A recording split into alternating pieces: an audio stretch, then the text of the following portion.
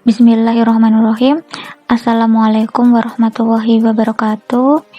Jumpa lagi kita di semester kedua. Nah, di semester kedua ini saya akan mengampu mata kuliah korespondensi bisnis di hari Selasa atau malam Rabu ya.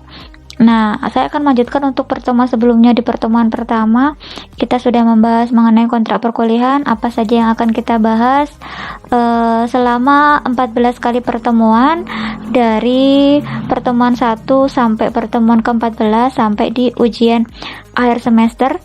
Nah, menyambung pertemuan kedua ini, saya akan membahas mengenai konsep dasar surat menyurat atau korespondensi bisnis. Nah, tentu pengertian korespondensi bisnis ini masih awam ya.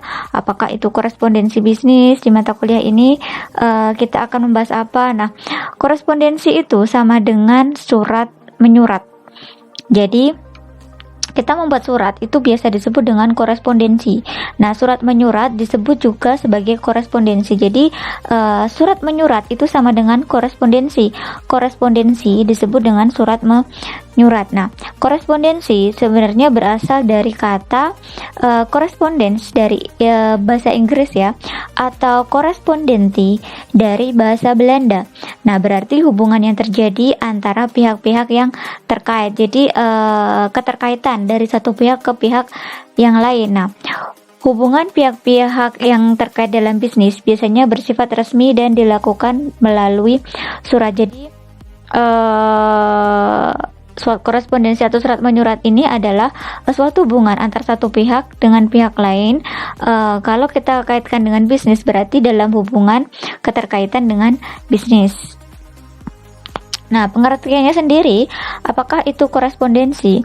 Jadi korespondensi adalah salah satu bentuk komunikasi verbal yang digunakan untuk menyampaikan pesan-pesan bisnis maupun non-bisnis kepada pihak lain.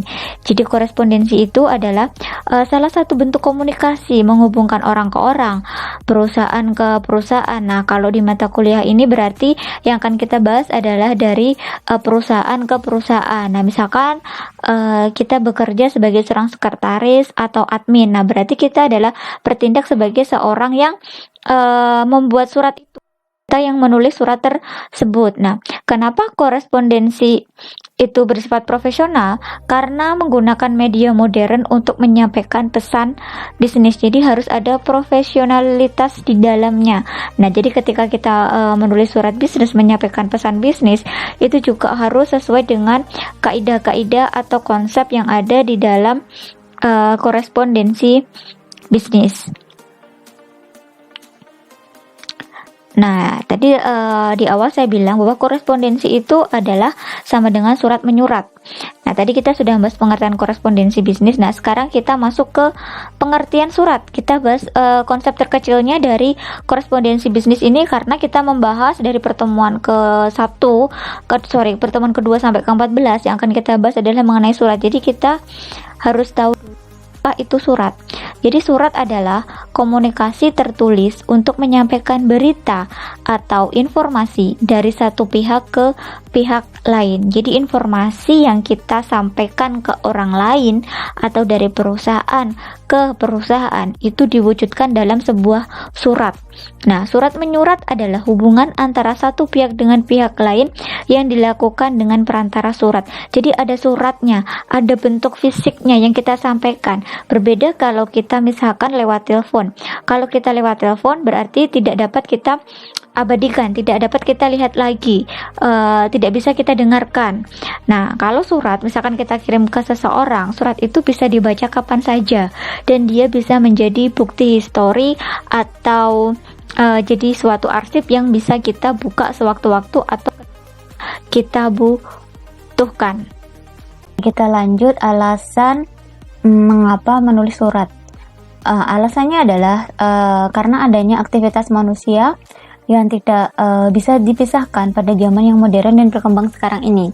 Hal ini karena adanya tuntutan ekonomi dan kebutuhan manusia dalam menjalin hubungan yang semakin luas dengan lingkungannya, seperti rekan bisnis atau dari perusahaan itu sendiri. Jadi ketika ada suatu permintaan barang atau penawaran suatu barang kepada perusahaan lain, maka itu perlu dibuatnya adanya surat. Jadi ketika kita menulis surat, menyampaikan surat, itu berarti nanti ada bukti yang bisa kita baca atau bisa kita ulang.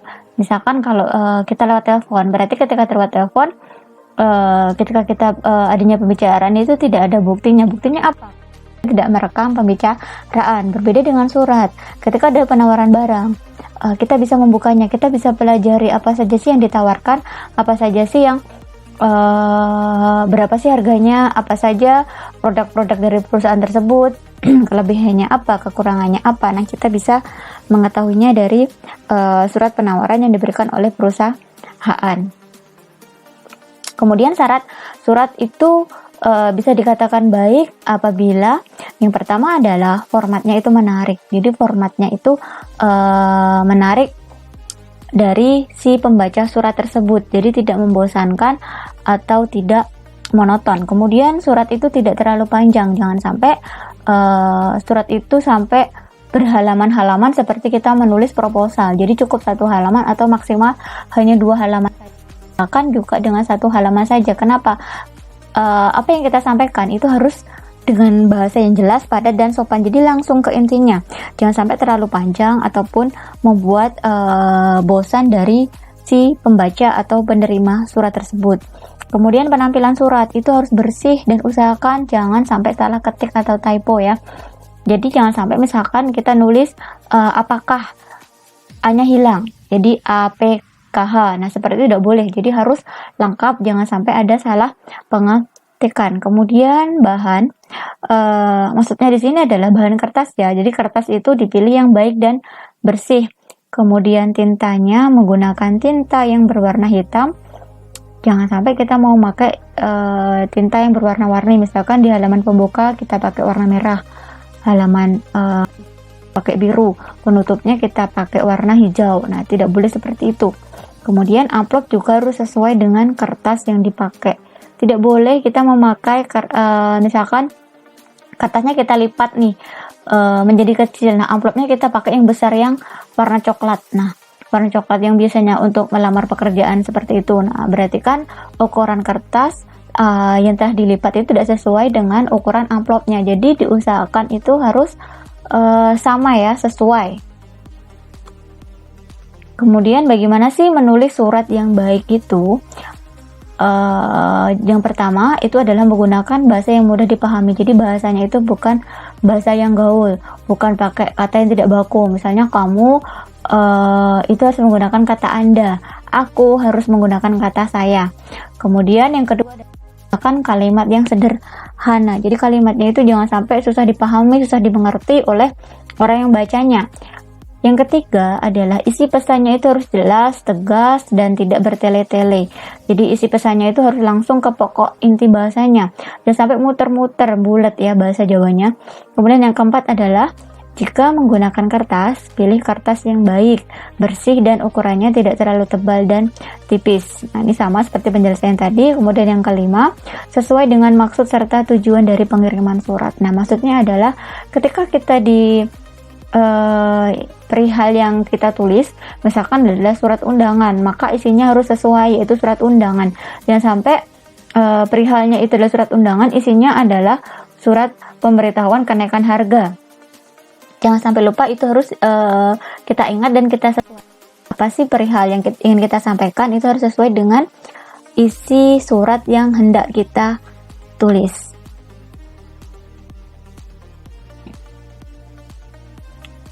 Kemudian ciri-ciri surat. Nah, ciri-ciri surat yang pertama adalah pesan yang tertulis. Jadi surat merupakan sarana tertulis dalam menyampaikan pesan dari pengirim kepada penerima surat. Jadi surat itu adalah isinya itu harus tertulis. Tertulis gimana maksudnya? Jadi bukan sesuatu yang kita dengarkan, tetapi harus kita tulis di dalam sebuah kertas, atau misalkan kita kirim email berarti kita tulis di Microsoft Word ya. Kemudian kita kirimkan ke rekan bisnis atau perusahaan. Kemudian yang kedua adalah isi dari surat berisi informasi dan berita. Jadi isinya itu harus memuat informasi-informasi dan yang ingin kita sampaikan. Kemudian yang ketiga adalah surat itu memiliki bagian-bagian khas surat. Jadi ada bagian khas surat, misalkan ada kalimat pembuka, isi, penutup, ada nomor, lampiran hal, tanggal pembuatan surat, kota pembuatan surat. Nah, itu disebut dengan bagian-bagian khas dari surat yang bersifat resmi.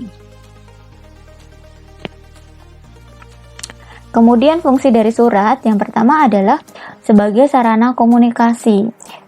Dalam menyampaikan berita bisnis antar perusahaan menggunakan surat yang ditandatangani secara resmi dan legal oleh perusahaan yang bersangkutan. Jadi sebagai sarana komunikasi kita dalam menyampaikan informasi atau berita bisnis yang hendak kita sampaikan kepada rekan kerja atau rekan bisnis. Kemudian yang kedua adalah sebagai alat untuk menyampaikan sesuatu. Dalam menyampaikan berita, menggunakan alat itu sebagai perantara. Nah, alat itu apa? Alat ini adalah surat.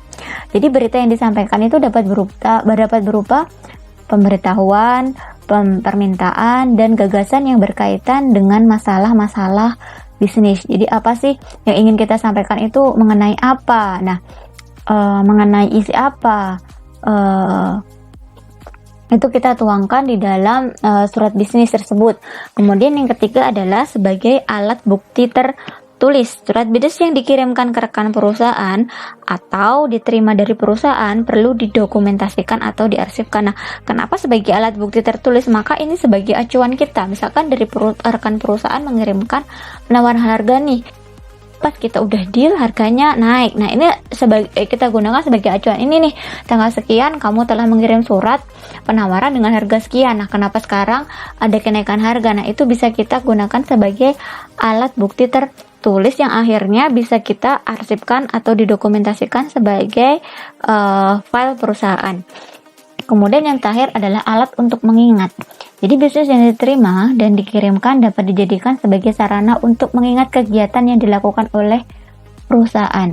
Misalkan perusahaan membuat launching suatu produk nih, produknya apa aja. Nah, itu nanti ketika kita sudah selesai melakukan suatu launching, nah maka kita akan membuat review atau misalkan kita buat pertanggungjawaban nih dari kegiatan yang sudah kita lakukan. Misalkan salah satunya adalah adanya surat bahwa telah dilakukan kegiatan grup apa. Nah, itu bisa kita gunakan sebagai alat untuk mengingat. Misalkan pada tanggal berapa, acaranya seperti apa. Nah, itu salah satu fungsi surat sebagai alat untuk mengingat.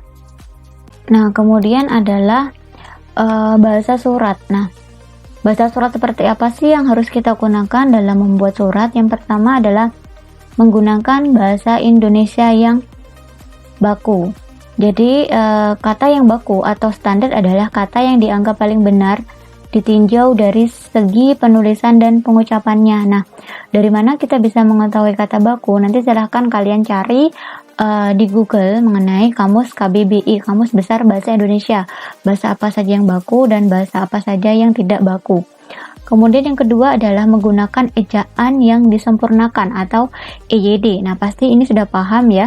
Di pelajaran bahasa Indonesia dari SD sampai SMA pasti sudah dapat mengenai konsep EYD, dan ini tidak perlu saya jelaskan lagi. Saya anggap kalian sudah mengerti apa sih konsep EYD. Jadi ada SPOK ya, ada subjek, predikat, objek, dan keterangan itu harus sesuai. Nah, ejaan yang berlaku untuk bahasa Indonesia sekarang ini adalah ejaan yang disempurnakan. Yang pertama adalah mengenai pemakaian huruf. Misalkan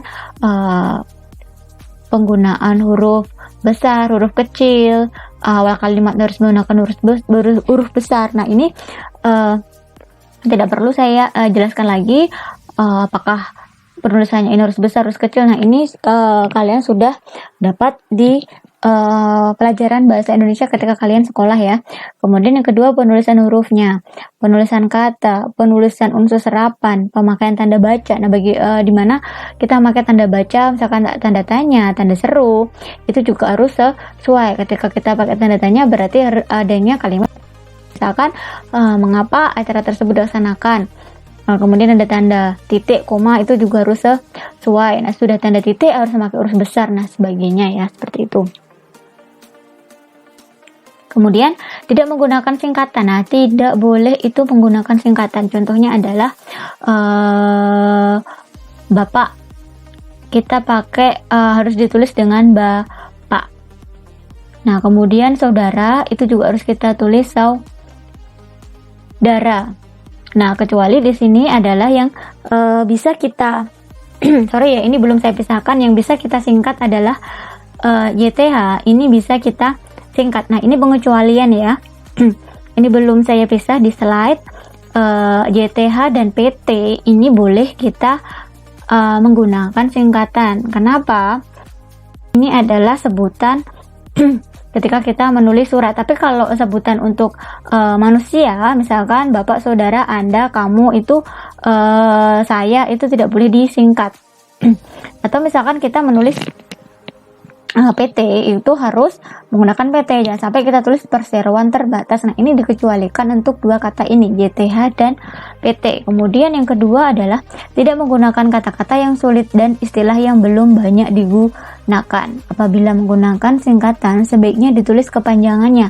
Nah, jadi ketika ada singkatan, misalkan ada istilah-istilah, misalkan nih ada kita tulis PMI, maka kita harus kasih penjelasan apakah itu PMI, yaitu Palang Merah Indonesia. Kenapa harus kita jabarkan seperti ini? Karena tidak semua orang itu mengerti apa yang kita maksud yang kita tulis surat, maka harus kita jelaskan. Misalkan kita tulis HIPMI, Himpunan Pengusaha Muda Indonesia. Nah, ini harus kita terangkan juga penjabaran artinya HIPMI itu apa, PMI itu apa, harus kita terangkan.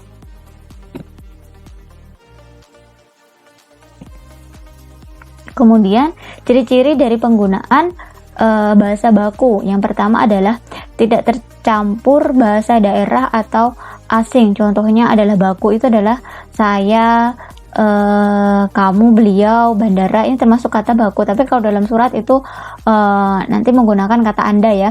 Bahasa tidak baku itu contohnya adalah gue, lo, sampean.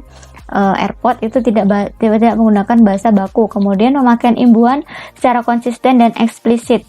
Contohnya adalah bekerja, menulis, membaca. Nah, itu harus ada. Tidak boleh kita tulis cuma kerja, tulis, dan baca. Harus ada apa sih yang kita lakukan, misalkan menulis, membaca. Nah, kemudian struktur kalimat sesuai dengan kaidah bahasa yang menggunakan SPOK, yaitu subjek, predikat, objek, dan keterangan. Kemudian menggunakan pola sapaan resmi, Bapak, Ibu, Saudara, atau Saudari. Jangan sampai menggunakan misalkan abang, kakak, bro, atau bahkan sis, itu tidak diperkenankan. Kemudian tidak menimbulkan bahasa yang rancu. Jadi bahasanya itu jangan sampai menimbulkan penafsiran yang ganda. Kemudian kelebihan dari surat. Kelebihannya yang pertama adalah menghindari kesalahpahaman dalam berkomunikasi karena adanya bukti fisiknya. Jadi tidak ada kekeliruan informasi yang hendak kita sampaikan. Misalkan ketika ditelepon apa yang kita maksud sesuai, nah itu bisa kita perdebatkan. Tetapi kalau ada bukti suratnya, maka apa yang kita sampaikan itu ada buktinya. Buktinya nih, pada tanggal sekian Anda mengirim surat kepada perusahaan kami, isinya adalah ini. Nah, itu sebagai menghindari kesalahpahaman karena ada bukti fisiknya. Kemudian yang kedua adalah dalam penyampaian pesan bisnis dapat dibaca berulang-ulang. Jadi bisa kita pelajari lagi berhari-hari, atau bahkan kita bisa pakai waktu ya, misalkan 1 bulan lagi atau 1 minggu kita pelajari. Kemudian yang ketiga, pesan-pesan bisnis dalam bentuk surat lebih ekonomis bila dibandingkan dengan telepon ataupun telegraf.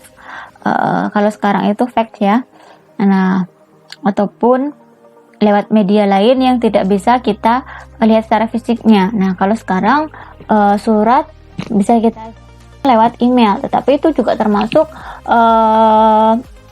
surat yang bisa kita lihat secara fisiknya. Kenapa? Cuma medianya yang kita kirimkan aja berbeda. Kalau kita pakai surat kemudian kita ketik, kita print, dan kita kirimkan, itu bisa kita lihat bukti secara fisiknya. Nah, kalau email itu juga bisa kita lihat secara fisiknya dan bisa juga kita arsipkan secara digital. Kemudian kelemahannya apa?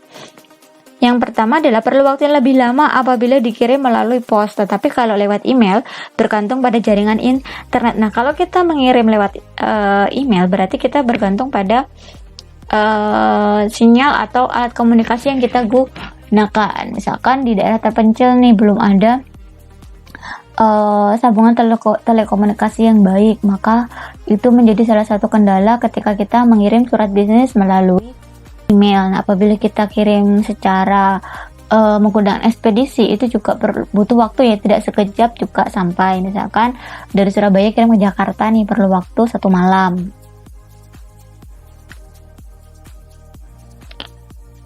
Kemudian perlengkapan dari suratnya, apa saja sih yang kita butuhkan ketika kita menulis surat? Yang pertama adalah harus adanya kertas surat. Nah, jadi kalian harus tahu apa sih macam-macam kertas itu seperti apa. Ada kertas HVS atau juga disebut bond paper untuk mengetik surat. Kemudian bisa juga kertas A4 ya. Nah, ini bisa kita cari di toko buku atau toko kertas. Nah, itu ada banyak macamnya, ada F4, ada A4, ada A5 dan sebagainya. Kemudian ada kertas stencil cutting paper. Nah, ini zaman dahulu ya, biasanya itu adalah untuk menduplikasi sesuatu yang kita tulis. Atau misalkan kita pernah lihat nih nota, ada yang nulis nota, nah itu bisa rangkap 3, ada yang warna putih, kuning, merah. Nah, itu pakai namanya kertas stencil atau duplicating paper. Kemudian kertas doorslack atau bank paper untuk tindasan atau tembusan surat. Jadi digunakan untuk tembusan surat. Misalkan di paling bawah itu ada tembusan surat untuk direktur, untuk bagian keuangan. Nah, itu disebut dengan kertas doorslack atau bank paper. Kemudian union skin. Nah, ini adalah kertas zaman dahulu ya, yang digunakan untuk membuat dan mengirim surat ke luar negeri. Jadi zaman dahulu itu ketika kita menulis surat ke luar negeri itu harus memakai surat khusus. Kemudian airmail paper. Airmail paper itu adalah kertas surat yang kita manual. Nah, ini salah satu wujud kertas surat pada zaman dahulu ya. Kalau sekarang itu lebih ke sini ya, kertas AVS, kertas A4 dan sebagainya. Kemudian kertas tulis bergaris atau folio. Nah, ini juga kalian harus mengetahui apa saja sih kertas surat, tapi yang paling sering kita gunakan dan sekarang ini banyak digunakan itu memang kertas HVS, kertas A4 atau kertas F4 dan sebagainya.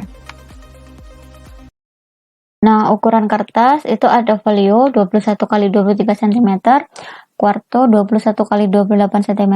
Nah, ini ada juga di setting ketika kita ingin ngeprint kertas ya, maka itu kita harus sesuaikan dulu sesuai dengan mata kuliah Applikom kemarin. Kita harus setup dulu kertas apa yang kita gunakan. Jadi disesuaikan. Misalkan kita pakai A4, maka untuk ngeprintnya juga harus pakai kertas A4. Kemudian sampul surat. Nah, berdasarkan ukuran kertas yang dipakai itu ada 3. Yang pertama adalah sampul persegi 4 atau quarto. Kemudian sampul persegi panjang atau folio. Ini yang amplop yang warna coklat besar itu. Kemudian sampul berjendela. Sampul berjendela ini maksudnya adalah itu ada penerimanya itu bisa kita baca dari luarnya, seperti ada mikanya. Jadi bisa kita baca, kita intip apa sih siapa penerima surat tersebut. Jadi tidak ditulis di dalam amplop tersebut. Kemudian berdasarkan ukuran kertas yang dipakai ada sampul quarto. Berdasarkan wujudnya, itu ada sampul banker yang membuka bagian yang memanjang. Kemudian ini biasanya adalah yang digunakan oleh bank-bank ya. Kemudian sampul pocket yang membuka bagian yang pendek. Kemudian sampul berjendela atau window. Jadi sampul yang berjendela itu sampul berjendela dengan tutup kertas kaca yang tembus pandang. Jadi ada kertas kacanya yang bisa kita lihat penerimanya siapa. Kemudian aperture envelope, jadi jendela tidak memakai kertas kaca, jadi bolong ya, tidak ada penutup, tidak ada kertas kacanya, yaitu sampul yang ada jendelanya tetapi tidak memakai penutup sehingga pembaca bisa melihat isinya dari jendela surat tersebut. Nah, tapi kalau sekarang itu memang kita lebih banyak menggunakan sampul banker ataupun sampul yang pocket ya. Kemudian lipatan surat. Nah, di sini ada 1, 2, 3, 4, 5, 6, 7, ada 8 lipatan surat.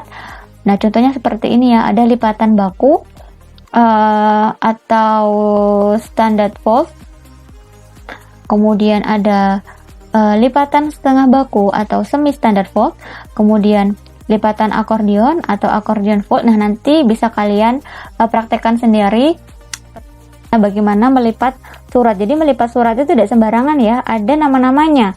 Ada lipatan surat baku, lipatan surat setengah baku, lipatan akordion, lipatan setengah akordion, lipatan tunggal seperti apa. Jadi tidak sembarangan kita melipat surat. Nah, karena ada teorinya yang harus kita gunakan bagaimana sih bagaimana sih melipat surat yang baik dan benar. Nah, demikian pertemuan kedua untuk pada malam hari ini, mengenai pembahasan mengenai apakah itu korespondensi, apakah itu surat, apakah fungsi surat, bagaimana cara menulis surat yang baik dan benar.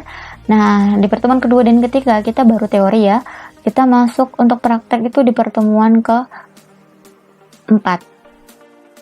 Nah, pertemuan kedua pada malam hari ini saya cukupkan sekian. Sampai jumpa lagi di pertemuan minggu depan, di pertemuan ketiga untuk mata kuliah korespondensi bisnis. Terima kasih perhatiannya. Selamat malam, selamat istirahat. Wassalamualaikum warahmatullahi wabarakatuh.